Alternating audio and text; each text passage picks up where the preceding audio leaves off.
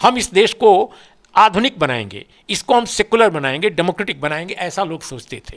सिर्फ आरएसएस था जो सोचता था इसको हम पीछे ले जाएंगे। दलित में अब वही लड़का पढ़ेगा जिसका बाप जो है थोड़ी अच्छी स्थिति में आ गया है। आम दलित, आम ओबीसी, आम गरीब जो है नहीं पढ़ पाएगा जो गरीब है। मोहन भागवत जी का ये बदला है कि हम दलितों पिछड़ों से ही ब्राह्मणवाद को लागू कर। उमा भारती कहाँ गायब हो गई? सबसे ज़्यादा टैलेंटेड थी ना, क्योंकि उनके दिमाग में या दिल में ओबीसी था। शिवराज सिंह के दिमाग में ओबीसी नहीं है। अच्छा, Gehlot is also OBC, Bhupesh Baghel is also OBC. क्या ये लोग सोशल जस्टिस के पैरोकार हैं? इतने बुरे नहीं है। किसी व्यक्ति को जाति का बैठा करके आप उसी की जातियों के खिलाफ जो है कोई काम करा सकते हैं। तो जो भी डेमोक्रेसी का स्ट्रक्चर बचा है थोड़ा बहुत, वो साउथ इंडिया में बचा हुआ है। नॉर्थ में टोटल एनार्की है, टोटल निरंकुशता छा गई है। देश में फासिज्म आ गया होता अगर लालू यादव, मायावती और मुलायम ना होते। नेशनल दस्तक पर आज भारत के दो बड़े पत्रकार, जिन्होंने इस देश को देखा है, इस देश के गांवों को देखा है और राजनीतिक गलियारों को भी करीब से देखा है, चाहे वो सोशल जस्टिस की लड़ाई हो, चाहे वो लेफ्ट राजनीति का उभार हो, और अब वो मोदी पिछले 8 साल से आरएसएस की जो पूर्णकालिक सरकार चल रही है, जिसको अशोक सिंघल अब नहीं रहे, मर गए। उन्होंने कहा था कि सरकार है हिंदू, जिसको वो कह रहे थे, दरअसल वैदिक सरकारें जो हैं वो आ गई है। तो क्या फ़र्क है और 2024 की क्या होगी रणनीति? क्या है राजनीतिक हालात? देश की दशा क्या होगी? क्या सचमुच डेमोक्रेसी खतरे में है या सचमुच मोदी जो हैं वो डाइवर्सिटी ला रहे हैं? 27 ओबीसी के मंत्री हैं, इस देश को ट्राइबल राष्ट्रपति, ट्राइबल महिला राष्ट्रपति, उसके बाद उससे पहले दलित राष्ट्रपति मिला था, इस देश का उपराष्ट्रपति किसान समाज से हैं, इस देश का कानून मंत्री जो हैं वो ट्राइबल समाज से हैं। तो क्या असली सोशल जस्टिस प्रधानमंत्री नरेंद्र मोदी कर रहे हैं? इन दोनों लोगों से समझेंगे। सर, कैसे देख रहे हैं? लोग कह रहे हैं कि संविधान खतरे में है, मोदी जी कह रहे हैं हम सबसे ज़्यादा डाइवर्सिटी पर काम कर रहे हैं, दिख भी वैसे ही रहा है। इस देश की पहली आईओसी, इंडियन ओलंपिक एसोसिएशन की अध्यक्ष पीटी उषा, जो एक किसान परिवार से आती हैं, ट्राइबल राष्ट्रपति हैं, इससे पहले दलित राष्ट्रपति थे, ट्राइबल आपको बताएं कानून मंत्री हैं, कोलेजियम सिस्टम के खिलाफ आवाज़ें उठ रही हैं। दम तो है मोदी जी के लॉजिक में? नहीं, देखिए, ये जो मौजूदा जो रिजीम है, ये इस मामले में बहुत शुद्ध रिजीम है, प्योर। जो आपने सिंघल साहब का नाम लिया, उनको कोट किया कि ये आरएसएस बीजेपी की पहली मुकम्मल सरकार है, तो इस मामले में आप शुद्ध कह सकते हैं। इसके पहले जो सरकारें थीं वो अलायंस के अंदर थीं। उसमें अलग अलग खेमे थे, अलग अलग शक्तियाँ थीं, और अटल बिहारी वाजपेयी 2 बार प्रधानमंत्री बने, और हर समय जब भी वो बनते थे तो अपने बल पर कभी वो सरकार नहीं चला पाए। ये जो सरकार है ये भी अलायंस में है, लेकिन अलायंस का कोई मतलब नहीं है, ये पूरी तरह आरएसएस बीजेपी की सरकार है, और एक बिल्कुल जो उनका एजेंडा है इस देश के लिए, इस समाज के लिए, वो लागू करने वाली सरकार है। इस मामले में ये डेमोक्रेसी के खिलाफ सरकार है। आपका ये सवाल है ना कि ये डेमोक्रेसी को चाहती है कि नहीं, या डेमोक्रेसी को ख़त्म करेगी या नहीं, तो ये डेमोक्रेसी दरअसल एक आधुनिक सोच, आधुनिक चिंतन, आधुनिक प्रणाली है। वो आरएसएस की विचारधारा के बिल्कुल निगेशन में है, यानी उसके उलट में है। तो ऐसी स्थिति में मौजूदा जो रिजीम है, अगर डेमोक्रेसी को अंडरमाइन कर रही है, कमज़ोर कर रही है, डेमोक्रेटिक इंस्टीट्यूशंस को कमज़ोर कर रही है, दलित उत्पीड़ित समाज के एम्पावरमेंट को, रियल एम्पावरमेंट को नहीं इंश्योर कर रही है, रियल।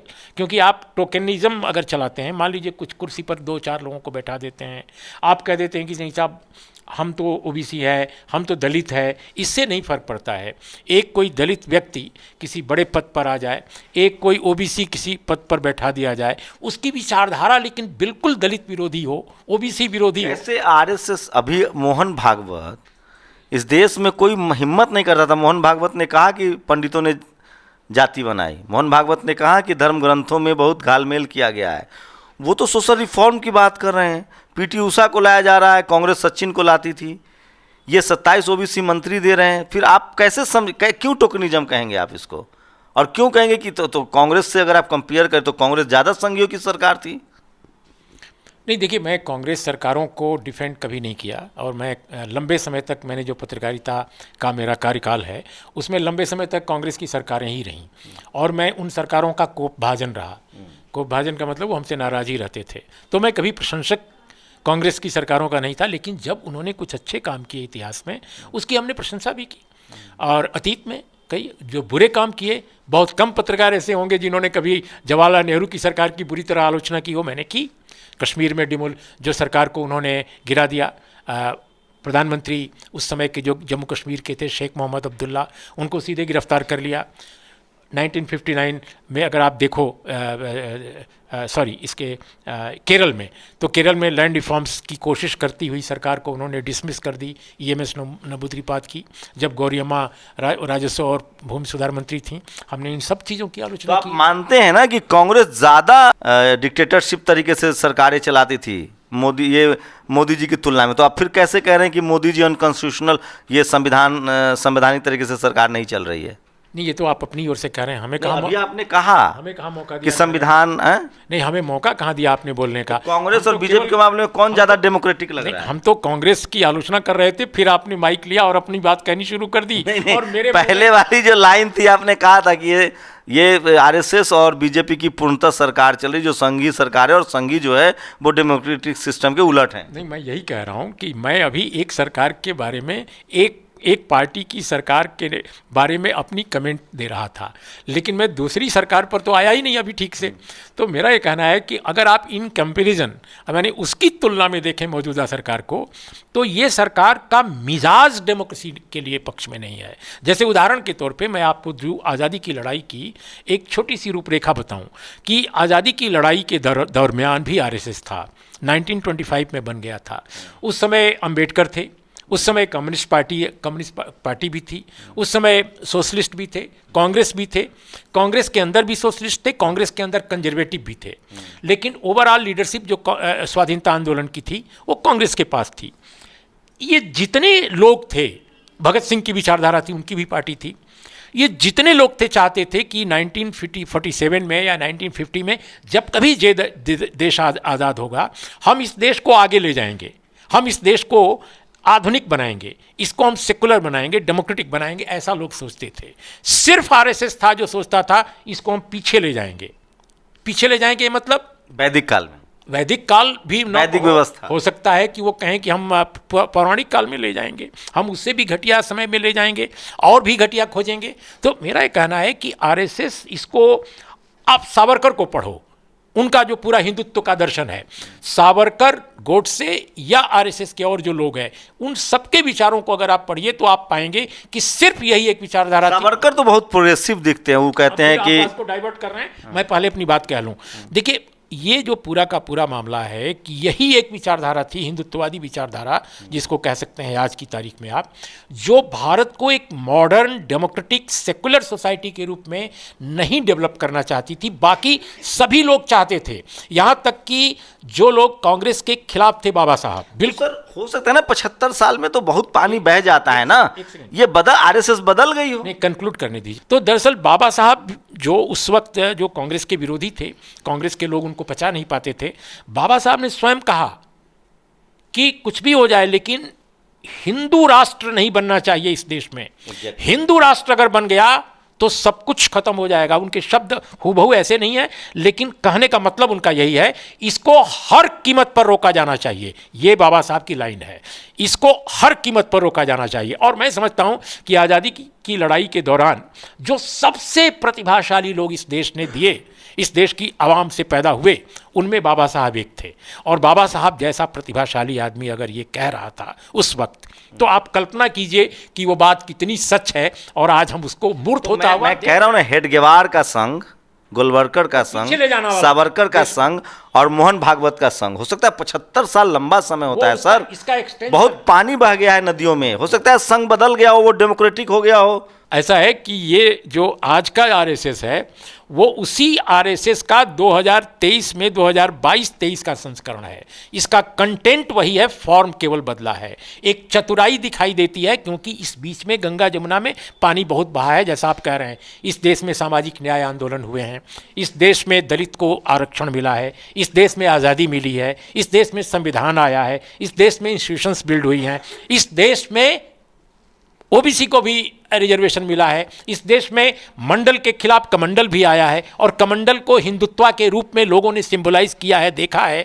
तो अब एक नया जागरण समाज में आ रहा है। उस नए जागरण के दरमियान अगर आरएसएस 1934 वाली अपनी भाषा बोलेगा, 1936 वाली अपनी भाषा बोलेगा, तो कोई टॉलरेट करेगा? इसलिए वो रूप बदल कर आना चाहेगा, वो चेहरा बदल कर आना चाहेगा, वो टोकेनिज्म करेगा, वो कुछ लोगों को ऊपर बैठा देगा, कहेगा कि देखो जी हम तो ओबीसी के बारे में ये कर रहे हैं, हम तो ये कर रहे हैं, वो कर रहे हैं। अब सवाल इस बात का है कि 10% ईडब्ल्यूएस रिजर्वेशन किसने किया?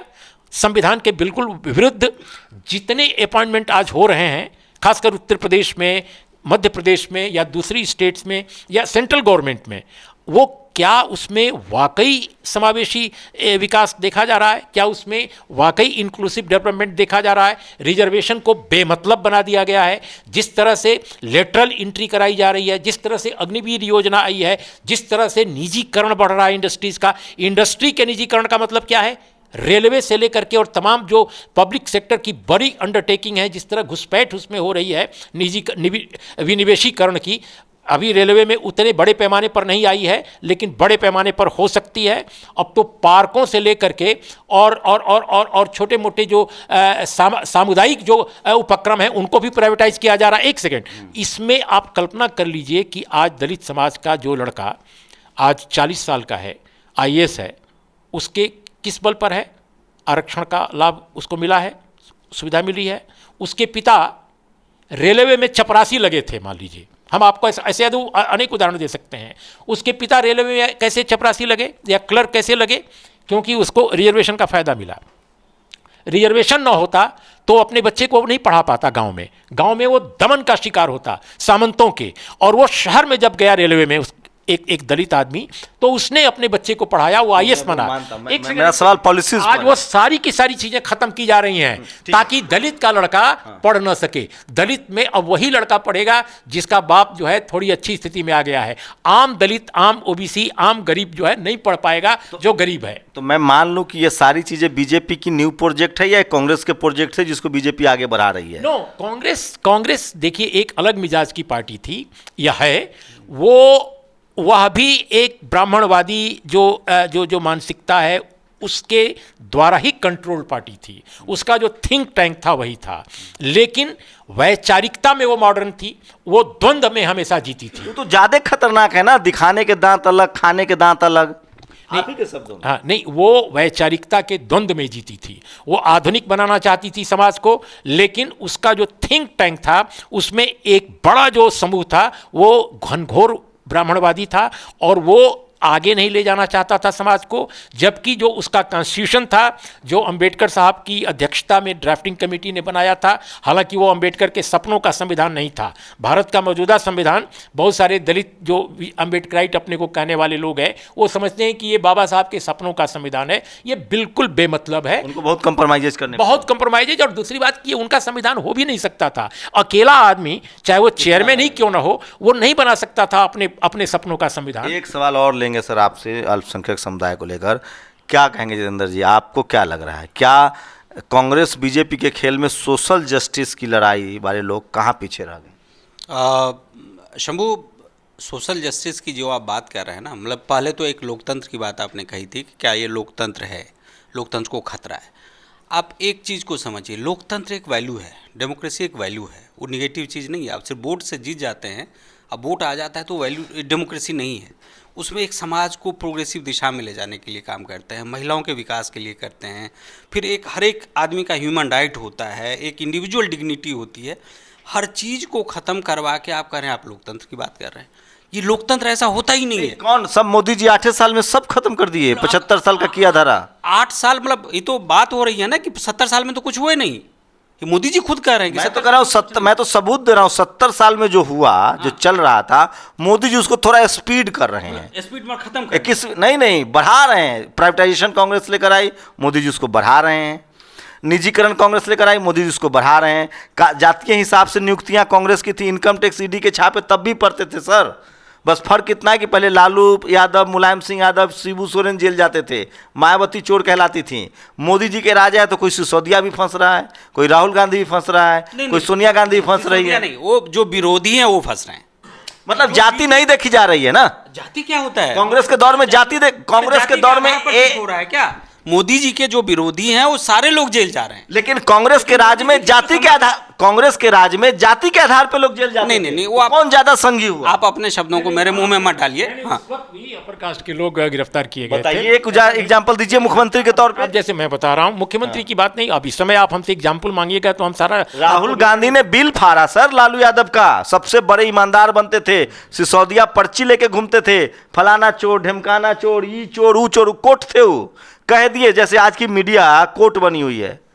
मैं आऊंगा सर उस पर। आप बताइए ना, हमारी सवाल वही था, सोशल जस्टिस के जो लड़ाई थी कांग्रेस बीजेपी के बीच में, आपको नहीं लगता दोनों एक रह गए और सोशल जस्टिस की लड़ाई की दोनों ने कुचल दिया? हाँ, बिल्कुल। सोशल जस्टिस की लड़ाई जो आप आरएसएस को लेके बात कर रहे थे, सोशल जस्टिस की लड़ाई को मैं अलग तरह से देखता हूँ। वो आरएसएस जो पहले का आरएसएस था जिसकी आप बात कर रहे थे कि क्या मोहन भागवत के समय में बदल गया आरएसएस, बिल्कुल बदल गया है। बदला ये है कि पहले आरएसएस की थिंकिंग ये थी कि हमारे सारे के सारे ब्राह्मण और सवर्ण मिलके वैदिक काल लागू करेंगे। मोहन भागवत जी का ये बदला है कि हम दलितों पिछड़ों से ही ब्राह्मणवाद को लागू करवाएंगे। मतलब आपको वैदिक काल में आपकी भागीदारी होगी? हाँ, और वो असली मतलब पता नहीं वैदिक काल कैसा था, उस लिटरेचर को समय मैं नहीं पढ़ा हूँ, लेकिन पूरा नहीं पढ़ा। लेकिन मैं वैदिक काल के बारे में इतना कह सकता हूँ कि वैदिक काल में सवर्ण इतना कंफर्टेबल नहीं रहे होंगे जितना इस मोदी काल में है। सवर्णों का स्वर्ण काल आज है इस 9 वर्षों में। वाजपेयी के समय में स्वर्ण काल नहीं था सवर्णों का, ठीक है ना?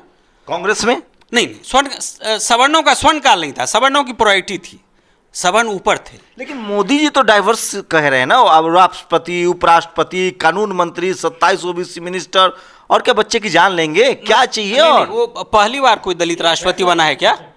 पहली बार कोई दलित राष्ट्रपति बना था क्या कोविंद?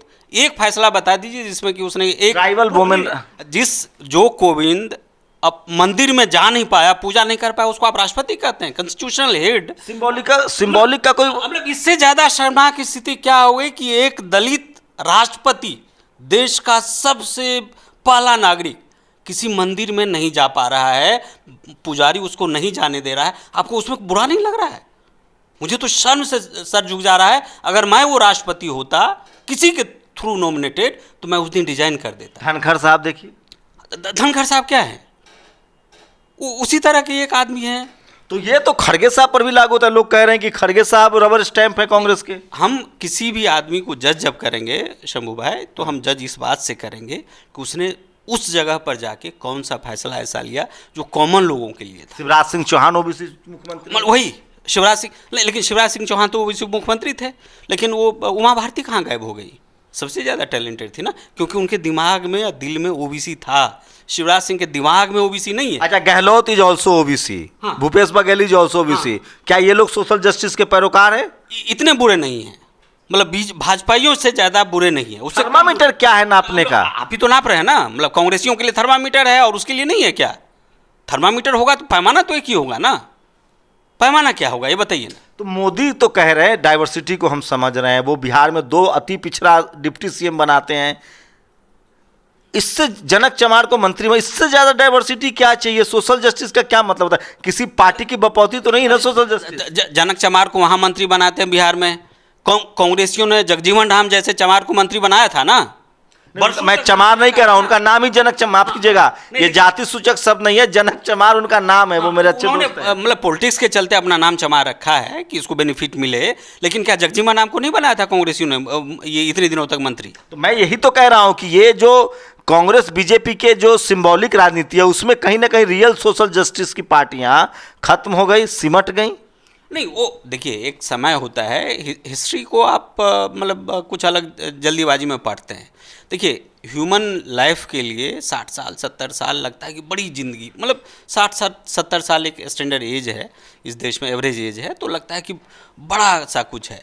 लेकिन इतिहास के लिए 9 साल 5 साल, मतलब एक आप किताब का पन्ना उलट के ना, हिस्ट्री की किताब अगर पढ़ेंगे और संजोग से पढ़ते पढ़ते 2 पेज निकल जाता है ना, तो 300-400 साल निकल जाते हैं। चलिए मैं मानूं कि एक 2000 सालों की जो गुलामी की बेरी है वो अब टूटने के कगार पर है। हम लोग 21वीं सदी में हैं और 21वीं सदी में SC ST OBC माइनॉरिटी जो कॉन्स्टिट्यूशनल टर्म्स है उनके राजनीतिक सामाजिक रिप्रेजेंटेशन बढ़ा है और वो हो सकता है 2024 एक बड़े बदलाव की तरफ जाए। नहीं, मुझे लगता है कि ये बेड़ियां जो है ज़्यादा बुरी तरह से जकड़ी गई हैं इस बीजेपी रिजिम में, दलितों के लिए, पिछड़ों के लिए, अल्पसंख्यकों के लिए, और जो बहुत ही गरीब गुरबा लोग हैं उसको अब जब देश के 80 करोड़ लोगों को आप 5 किलो अनाज पर बांध के रख देते हैं और उनकी इतनी हैसियत 5 किलो अनाज की रख देते हैं तो इस देश में डेमोक्रेसी वगैरह फारस चीज़ हो जाती है। 2024 में क्या देखते हैं?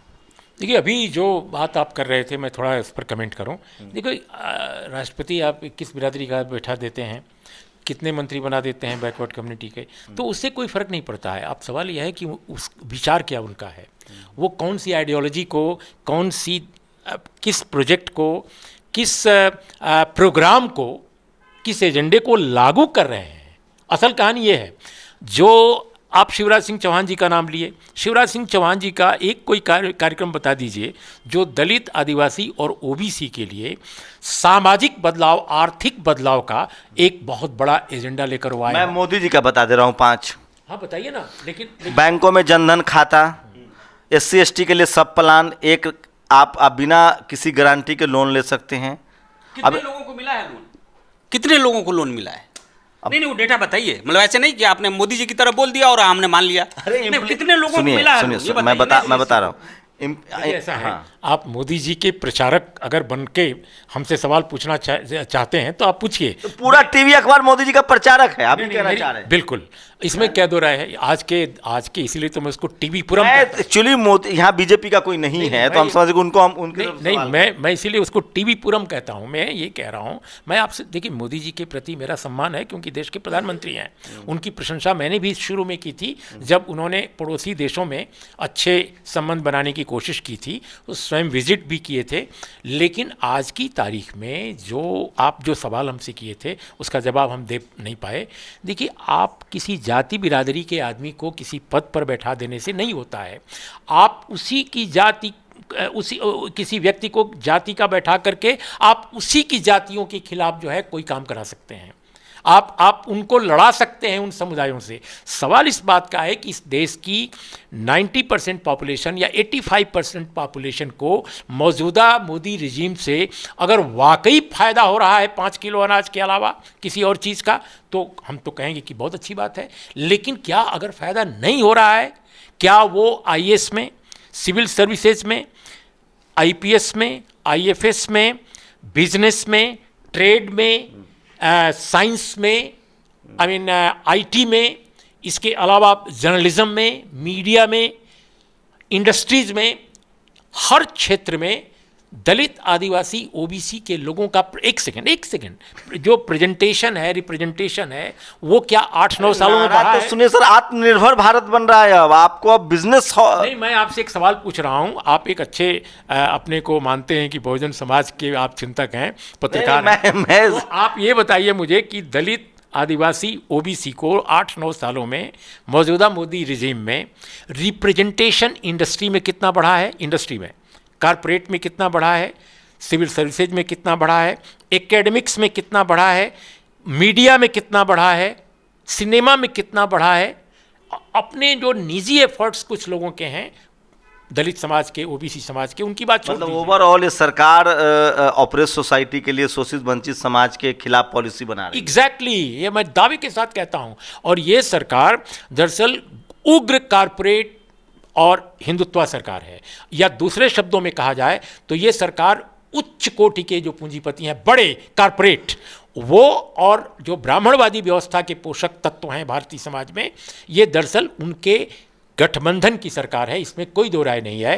कांग्रेस रिजिम भी पूंजीपतियों और उच्च वर्णों और उच्च वर्गों के गठबंधन की सरकार थी, लेकिन उसमें दबाव के तहत ऐसे काम भी हो जाते थे बीच। तो क्या इस देश का 85% आबादी इन सब चीज़ों को नहीं समझ रहा है?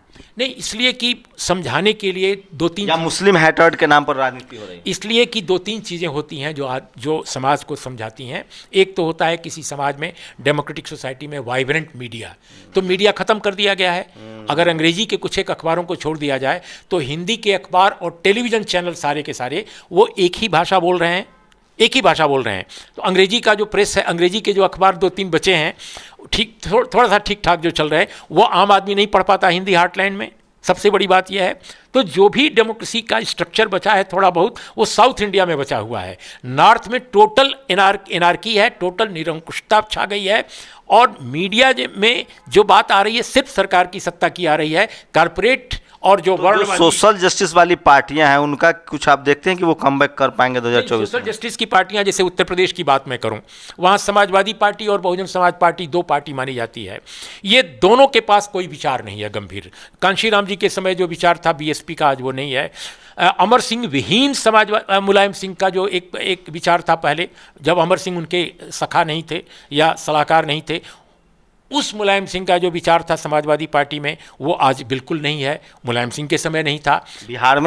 बिहार में अभी भी उत्तर प्रदेश से थोड़ी बेहतर स्थिति है।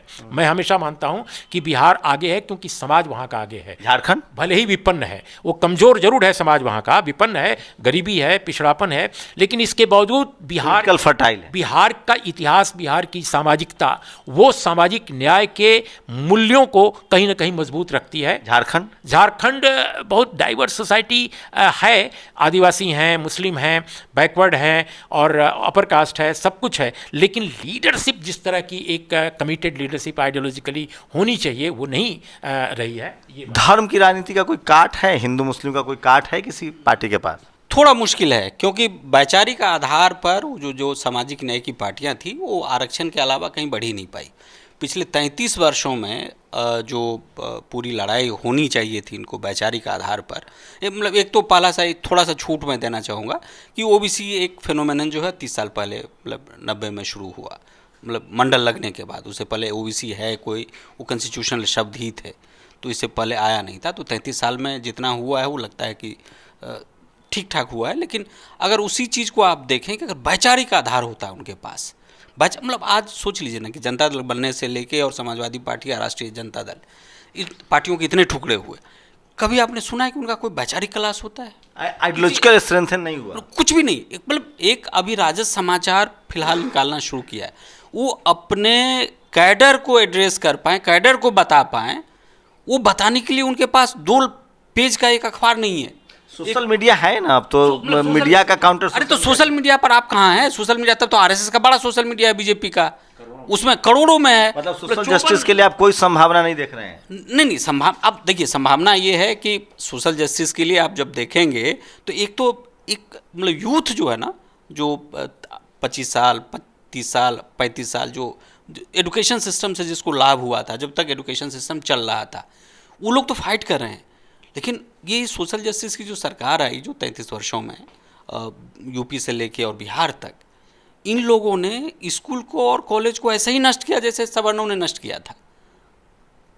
अब बताइए, एक स्कूल, मैं तभी बोल भी रहा था कि क्या मैं अपने बच्चों को, जिन स्कूल में मैं पढ़ा हूँ, जिन कॉलेज में पढ़ा हूँ, जिन यूनिवर्सिटी में मैं पढ़ा हूँ, क्या मैं अपने बच्चों को उस इंस्टीट्यूशन में पढ़ा पाऊँ? जानबूझ के कॉलेज यूनिवर्सिटी को बर्बाद किया गया। मतलब उनको समझ में नहीं आई कि इसको बचाना चाहिए था, क्योंकि अपर कास्ट ने इस देश में हर एक पैरेलल इंस्टीट्यूशन बनाया। तो हिंदू मुस्लिम राजनीति का काट क्या है? अभी भी आपको लगता है सोशल जस्टिस उसका काट? हो सकता है कि, मतलब नहीं, सोशल जस्टिस तो सबसे बड़ा काट है, लेकिन ये बात बताए कौन? जैसे उर्मिलेश जी अभी बता रहे थे कि मीडिया तो पूरी तरह सरकार के साथ अलाइन कर गई है। एक भी, मतलब हिंदी अखबारों का एक हमने जो सर्वे किया था, आपको भी पता ही है, उर्मिलेश जी भी जानते हैं, 2006 में, उस समय में 88%, वही ना, अनिल चमरिया और आप थे और वो योगेंद्र यादव। तो ये जो सर्वे था उसमें ये बताया गया था कि 88% अपर कास्ट न्यूज रूम में डिसीजन मेकर्स हैं। अब मुझे नहीं पता, लेकिन एक ऑक्सफैम ने 2021 में किया था और उसके अनुसार वो 90% है। आज 2022 में आप कर लें, 97% होगा, वो 98% अपर कास्ट होगा। तो और ये आप देख लीजिए कि जो हिंदी का अखबार है वो, मतलब बीजेपी है कहाँ? इसी गोरपट्टी में, जहाँ हिंदी अखबार पढ़ते हैं, जागरण पढ़ते हैं, प्रभात खबर, मैं काउ बेल्ट बोलता हूँ। गोरपट्टी है, हाँ गोरपट्टी कहलाता है वो। हाँ, लेकिन वो उसी में वो सारे, और ओपिनियन मेकर्स कौन है? वो अपर कास्ट। लालू यादव ऐसे विलेन थोड़े ना बन गए थे। मतलब इस देश में भ्रष्टाचार के ऊपर सोशल जस्टिस के लोग कहाँ हैं? डॉक्टर, इंजीनियर, प्रोफेसर जो बने, ये सब कहाँ बैठे? नहीं, सोशल जस्टिस के लोग कहाँ बैठेंगे? मतलब मैं ये कह रहा हूँ ना कि लालू यादव विलेन कैसे बने।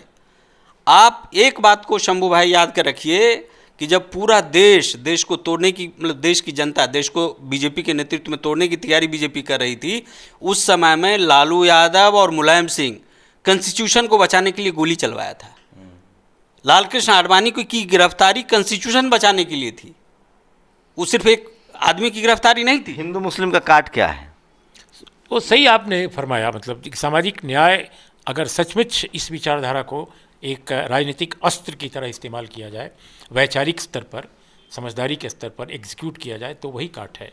लेकिन अब दुखद यह है कि जो सामाजिक न्याय के अपने को पुरोधा मानने वाली पार्टियां हैं कि हम सामाजिक न्यायवादी हैं, वो उनके यहाँ तो विचार एक सवाल इसी से लेंगे बस, उसके मुस्लिम समाज के साथ कोई खड़ा होता हुआ नहीं दिख रहा है। ओवैसी के अलावा मुस्लिम समाज कहाँ जाएगा? वैसी देखिए, ओवैसी मैं नहीं मानता कि मुस्लिम समाज के रिप्रेजेंटेटिव हैं। इस देश में मुस्लिम समाज का रिप्रेजेंटेटिव केवल कोई मुस्लिम होगा, ऐसा नहीं माना जा सकता है। मेरा ये मानना है कि संजीदा जो भी मैं मुस्लिम समाज से भी आ सकता है नेता, और आम समाज से भी आ सकता है, गैर मुस्लिम समाज से भी आ सकता है, ये भी बिल्कुल संभव है। लेकिन ऐसा नेता होना चाहिए जो माइनॉरिटी कम्युनिटी के जो इंटरेस्ट हैं उनको सर्व करते हुए उनका आइसोलेशन या उनका एंटागोनिज्म या पोलराइजेशन की पॉलिटिक्स का फ़ायदा हिंदुत्ववादी राजनीति को न दे। आपको क्या लगता है? नहीं, मुझे लगता है कि वो जो आप कह रहे हैं कि मुस्लिम समाज के साथ कोई खड़ा नहीं है, बिहार में पूरी राजनीति ही 30-32 वर्षों से मुस्लिम समाज को साथ लेके चल रही है। और बीजेपी का एक बहुत बड़ा काट, मतलब आप एक बात को शंभू भाई हमको नहीं भूलना चाहिए कि देश में फासिज्म आ गया होता अगर लालू यादव, मायावती और मुलायम ना होते। अभी हेमंत सोरेन, हाँ, शिबू मतलब सोरेन, वही एक जो करुणानिधि, नहीं डीएमके में तो वहाँ तो एक अलग तरह का सोशल मूवमेंट बहुत पुराना रहा है, तो वहाँ बीजेपी अभी भी उस पर एक लाइन लेंगे, एक शब्द लेंगे सर से। क्या लगता है पेरियार की राजनीति पर जब सत्ता हासिल की जा सकती है तो क्या सोशल जस्टिस के नेता वो हिम्मत, करेज नहीं दिखा रहे हैं, या उनके मन में एक संकोच है, वो क्रिस्टल क्लियर नहीं आइडियोलॉजी को लेकर? नहीं, देखिए, साउथ और इंडिया में साउथ और नॉर्थ के बीच में बहुत बड़ी गहरी खाई है।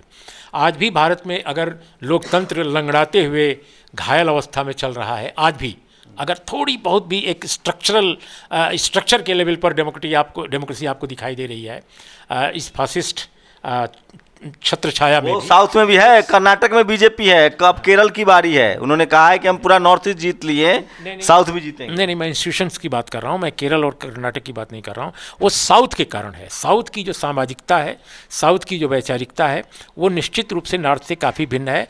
और असल में कहानी यह है कि नॉर्थ में सोशल रिफॉर्म मूवमेंट जो मध्यकाल में था, उसको मॉडर्न पीरियड में लाया ही नहीं गया। पेरियार की आइडियोलॉजी चलेगी? बिल्कुल चलेगी। मतलब पेरियार की आइडियोलॉजी ही तो सामाजिक न्याय की आइडियोलॉजी है, यही आइडियोलॉजी चलेगी। और दिक्कत यह है कि यहाँ के सामाजिक न्याय वालों को ये पता ही नहीं है कि सामाजिक न्याय एक इशू हो सकता है।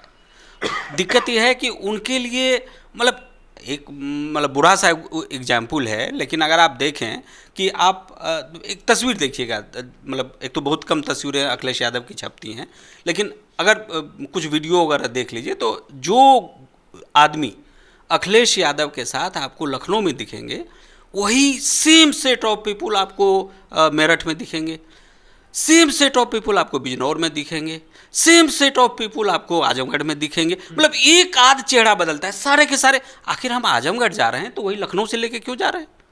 कौन से लोग हैं? अरे सुनिए, ये पूरी बातचीत सुनिए आपने। अब मैं आपको 2024 का रिजल्ट सुनवाता हूँ इन्हीं लोगों से। 2024 में क्या होगा? नहीं, मैं तो ज्योतिषी हूँ नहीं, भविष्यवक्ता भी नहीं हूँ। प्रिडिक्शन कीजिए, एग्जिट पोल है, ओपिनियन पोल है। मैं प्रिडिक्शन बिल्कुल नहीं करता चुनाव के बारे में। अगर आवाम को सही ढंग से संगठित किया जाए, उसको वास्तविकता का अगर एहसास कराया जाए, तो चीज़ें बेहतर भी हो सकती हैं, और नहीं तो बहुत बुरी भी हो सकती हैं। कहना नहीं चाह रहे हैं, आप क्या कहें? नहीं, मुझे लगता है, होप है क्योंकि जिस तरह से मोदी जी राहुल गांधी ने पार्लियामेंट में लंबे समय तक स्पीच दिया और मोदी जी के मित्र के बारे में कहा और मोदी जी ने अपने मित्र का नाम नहीं लिया, वो इस बात का असर है कि मोदी जी के दिन शुरू हो गए, मतलब अच्छे दिन लदेंगे उसके। और मतलब सबसे ज़्यादा जिस बात को बीजेपी पचा नहीं पा रही है और जो सबसे बड़ा खतरा है उसका नीतीश कुमार का उसके फोल्ड से निकल जाना। बिल्कुल, मैं वही आना चाह रहा था। मैं फिर कह रहा हूँ, हिंदू मुस्लिम की काट सोशल जस्टिस है और मुझे लगता है कि कांग्रेस फिलहाल बीजेपी को हराती हुई नहीं दिख रही है। नतीजा आप देख लीजिएगा। मेरा प्रिडिक्शन है कि छत्तीसगढ़, राजस्थान और मध्य प्रदेश में अगर बीजेपी के कांग्रेस बगैर अलायंस लड़ती है तो बहुत दिक्कत होगी। सवाल वही है कि Nitish Kumar, RJD, Sapa, Basapa, JMM, DMK, ये तमाम जो सोशल गठबंधन हो रहा है वो एक उम्मीदें हैं, लेकिन वही सवाल है कि जो मुस्लिम समाज के साथ अब खड़ा होता हुआ दिखेगा, मुस्लिम समाज भी अब जागरूक हुआ, वो उसके साथ जाएगा।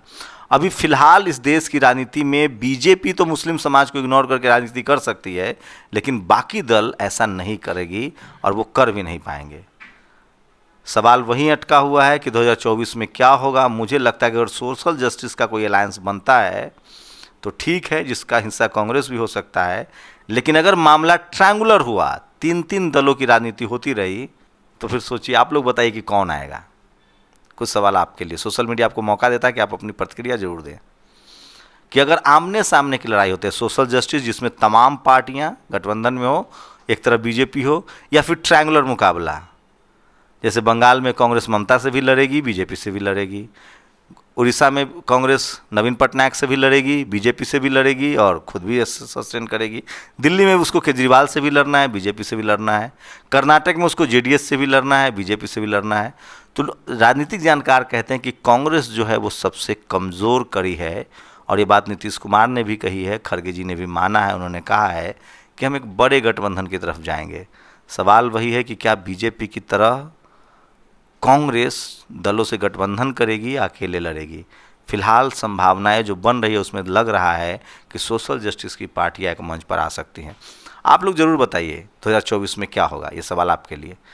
कैमरामैन आशीष के साथ शंभू कुमार सिंह, नेशनल दस्तक, दिल्ली। नेशनल दस्तक की आपसे गुजारिश है कि अगर इसको बचाना चाहते हैं तो नेशनल दस्तक को सब्सक्राइब करने के लिए रेड कलर के सब्सक्राइब बटन को दबाएं, फिर बेल आइकन की घंटी दबाएं। नेशनल दस्तक को बचाने के लिए बहुत ज़रूरी है कि हर खबर को शेयर करें, लाइक करें, कमेंट जरूर करें।